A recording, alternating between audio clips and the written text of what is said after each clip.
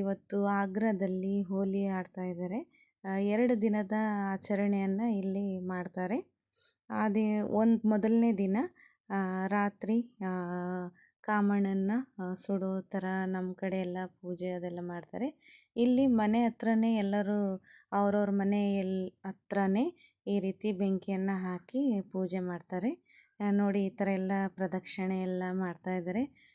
ಇವರು ಕಾಯನ್ನು ಹಿಡ್ಕೊಂಡು ಈ ಥರ ಇದು ಮಾಡಿ ದೇವರಿಗೆ ಪೂಜೆ ಮಾಡ್ತಾರೆ. ಅದಾದಮೇಲೆ ಇವರು ಹಸಿ ಭತ್ತ ಮತ್ತು ರಾಗಿಯನ್ನು ಈ ಬೆಂಕಿಯಲ್ಲಿ ಸುಟ್ಟು ತಿನ್ನೋ ಪದ್ಧತಿ ಇವ್ರದ್ದು.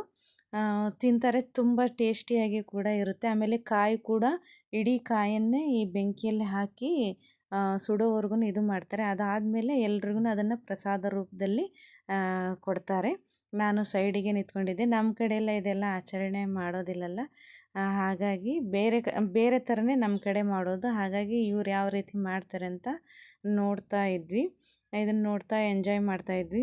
ತುಂಬ ಚೆನ್ನಾಗಿ ಮಾಡ್ತಾರೆ. ಇದಾದಮೇಲೆ ಸುತ್ತರದು ಡ್ಯಾನ್ಸ್ ಕೂಡ ಮಾಡ್ತಾರೆ.